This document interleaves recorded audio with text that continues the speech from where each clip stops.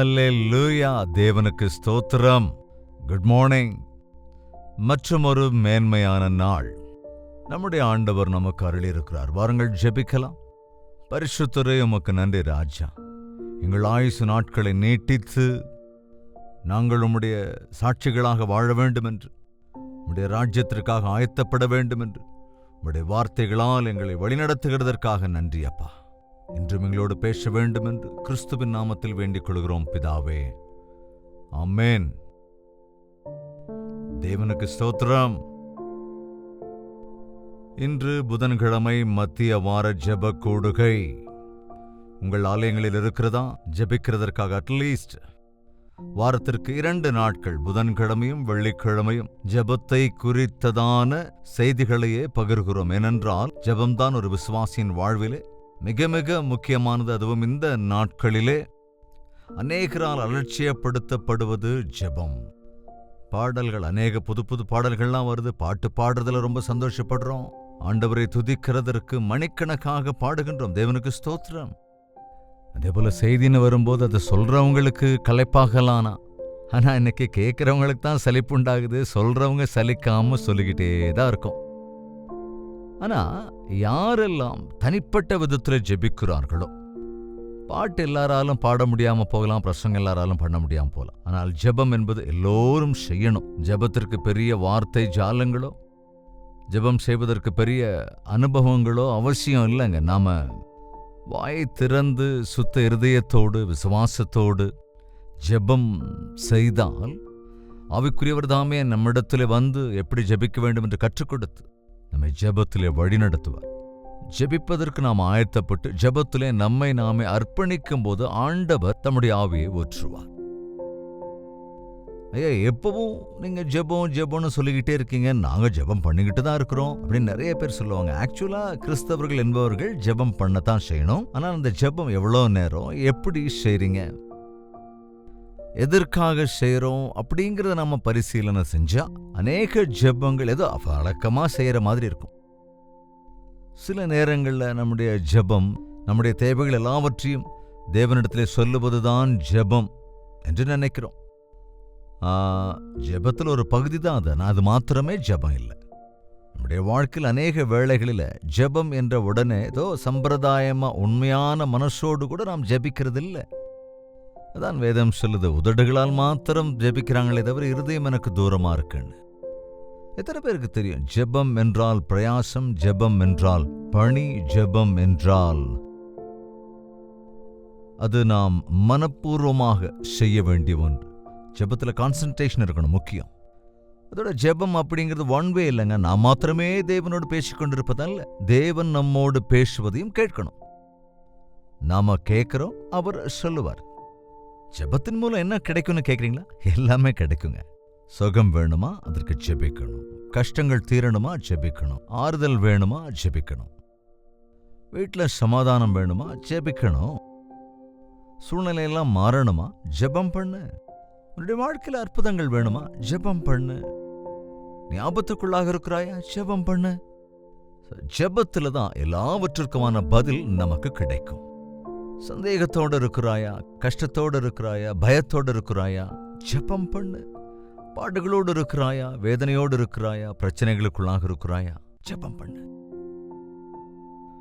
ஆண்டவர் நேர்த்தியான தம்முடைய பதிலை நமக்கு அருளிச் செய்வார், நம்மை காப்பாற்றுவார். 50ஆம் சங்கீதம் 15வது வசனம். ஆபத்து காலத்தில் என்னை நோக்கி கூப்பிடு, ஆபத்து காலத்தில் என்னை நோக்கி கூப்பிடு. ஆபத்தெல்லாம் சர்வசாதாரணம் தானே இந்த உலகத்துல. எத்தனையோ விதமான ஆபத்துக்கள் உண்டு. ஒரு விதமான ஆபத்து இல்ல. பரிசுத்தவானான பவுல் சொல்லுகிறான், அநேக விதமான ஆபத்திலே அவன் சிக்கிக் கொண்டிருந்த போது தேவனிடத்துள்ளே முறையிட்டான். ஒரு விஷயம் கொரிந்தியருக்கு எழுதின 2ஆம் நிருபம் 11வது அதிகாரத்திலே 26வது வசனம். அநேகந்தரம் பிரயாணம் பண்ணினேன், ஆறுகளால் வந்த மோசங்களிலும் கள்ளரால் வந்த மோசங்களிலும் என் சுய ஜனங்களால் வந்த மோசங்களிலும் அந்நிய ஜனங்களால் வந்த மோசங்களிலும், பட்டணங்களில் உண்டான மோசங்களிலும், வனாந்தரத்தில் உண்டான மோசங்களிலும், சமுத்திரத்தில் உண்டான மோசங்களிலும், கள்ள சகோதரரிடத்தில் உண்டான மோசங்களிலும். கவனிங்க, என்னென்ன மோசங்கள் ஆபத்து பாருங்களேன். பிரயாணத்தினால் ஆபத்து, ஆறுகளால் ஆபத்து, திருடர்களால் ஆபத்து, சுய ஜனங்களாலே ஆபத்து, அந்நிய ஜனங்களால் ஆபத்து, பட்டணங்களில் ஆபத்து, வனாந்தரங்களில் ஆபத்து, சமுத்திரத்தில் ஆபத்து, கள்ள சகோதரர்களால் வரும் ஆபத்து. அதாவது நான் நினையாத விதத்திலே நம்முடைய சொந்த ஜனங்களாலே கூட நமக்கு ஆபத்துக்கள் வருது. வேஷதாரிகளாக நம்மிடத்தில் இருக்கிறது போல இருந்துகிட்டு, நம் நண்பர்களைப் போல இருந்து கொண்டு, உதவி செய்வது போல இருந்து கொண்டு, நம்மை விட்டு விட்டு போவது அல்லது பல அவஸ்தைகளுக்கு ஆளாகுவதையெல்லாம் நாம் பார்க்கிறோம். பிரயாணங்கள், எத்தனையோ விதமான ஆக்சிடென்ட்ஸ், இயற்கை பேரிடர்கள், பெரு வெள்ளத்தினால, புயலால், இப்படி எத்தனையோ விதமான ஆபத்து அபாயங்கள் வந்து கொண்டே இருக்கிறதில்ல. இந்த உலகம் ஆபத்துக்கள் நிறைந்த இடமாகத்தான் இருக்கிறது. ஆபத்து காலத்திலே நீ என்னை நோக்கி கூப்பிடு.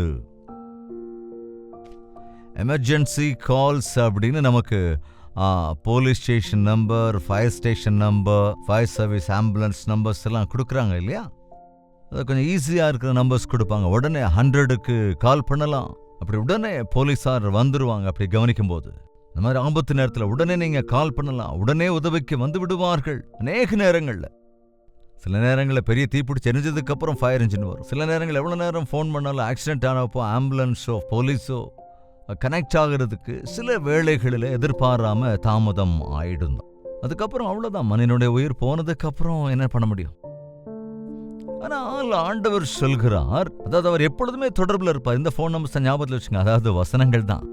சங்கீதம் 50:15, 50:15, சங்கீதம் 50:15. ஆபத்து காலத்திலே என்னை நோக்கி கூப்பிடு, என்னை நோக்கி கூப்பிடு, என்னை கூப்பிடு அப்பா, ஆண்டவரே என்று உண்மையாய் கூப்பிடு. இதுக்கு பெருசா டெலிகிராம் பண்ற மாதிரி பண்ண வேண்டிய அவசியம் இல்லை. எஸ்டிடி பூத்ஸை தேடி ஓட வேண்டியதில்லை. ஒரு அப்ளிகேஷன் எழுதி கொடுக்க வேண்டியதில்லை. இருதயத்தின் ஆழத்திலிருந்து வருகிற உன்னுடைய சத்தம் ஆண்டவருடைய செவிகளில் எட்டி மறு நொடி பொழுதில் நமக்கு பதில் தருவார். ஆபத்து காலத்தில் நீ என்னை நோக்கி கூப்பிடு, நான் உன்னை விடுவிப்பேன், நீ என்னை மகிமைப்படுத்துவாய்.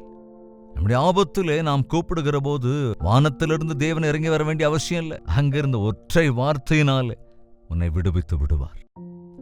ஒரே ஒரு விசை உன்னை நோக்கி பார்ப்பதன் மூலமாக உன்னுடைய எல்லா பிரச்சனைகளிலிருந்து உன்னை வெளியே மீட்டு விடுவார். ஆபத்து காலத்தில் என்னை நோக்கி கூப்பிடு, நான் உனக்கு மறு உத்தரவு அருளிச்சேவன் என்றார்.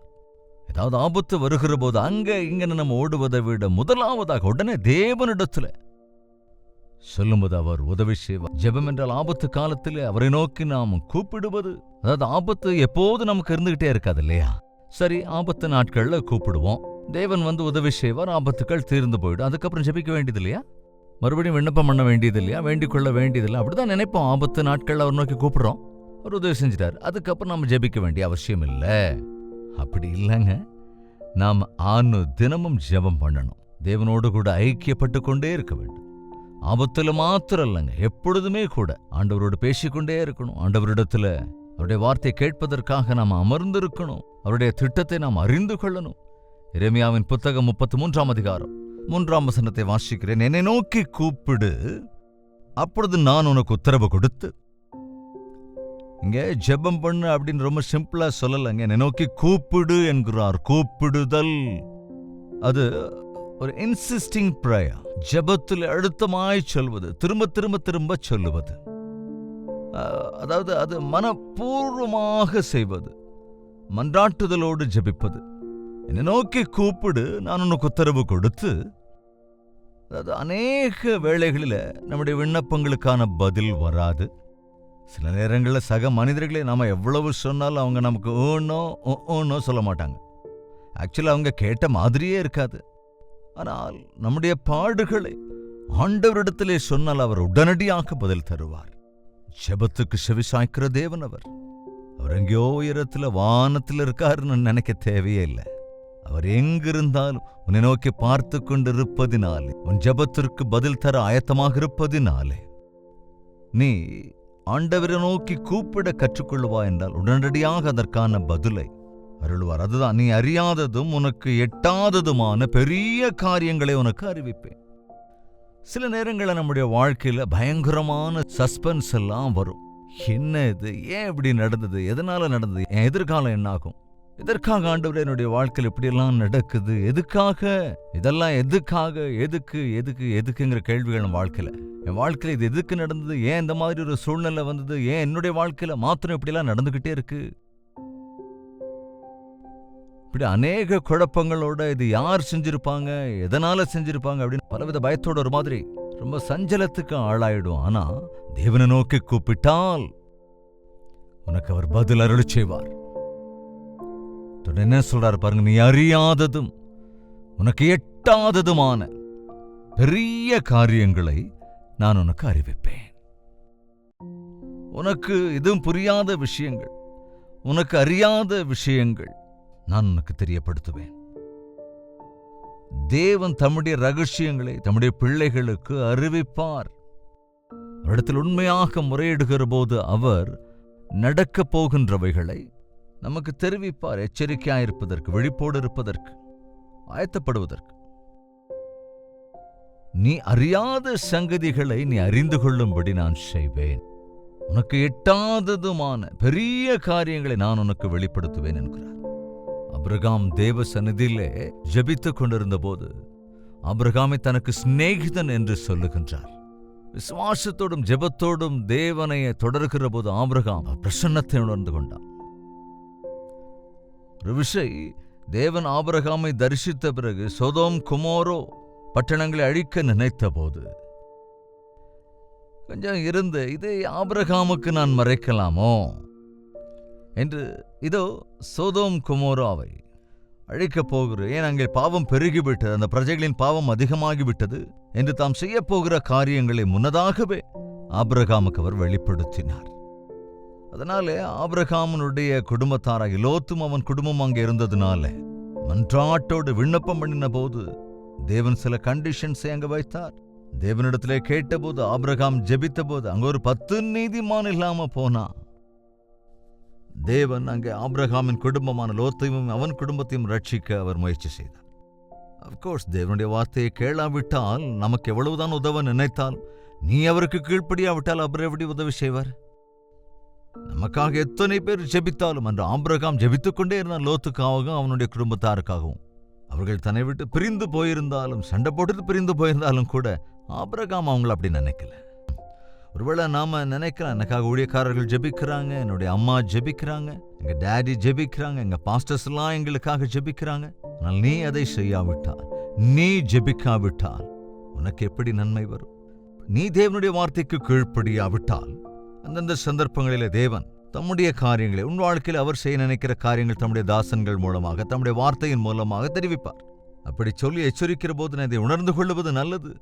உணர்ந்து வினையாற்றினால் நீ ஆசீர்வதிக்கப்படுவாய். தாவீது தப்பு செய்தபோது எப்பவுமே தாவீது தேவனிடத்தில் நேரடியாக பேசுவான். தேவனுக்கும் தாவீதுக்கும் அப்படிப்பட்ட ஒரு ஐக்கியம். அவன் துதிக்கிறவன், ஆராதிக்கிறவன், ஐக்கியப்படுகிறவன். ஆனால் தாவீதின் வாழ்க்கையில் ஒரு தப்பு நடந்த போது தேவன் தாவீதோடு பேசவே இல்லை. நான் இருதயத்திலே நான் பாவமுள்ளவனாய் இருப்பேன் என்றால் தேவன் எனக்கு செவிகூடார் என்று அவன் சொல்லுவான். இந்த சூழ்நிலையிலே நாத்தானை தேவன் அனுப்பி வைக்கிறார்.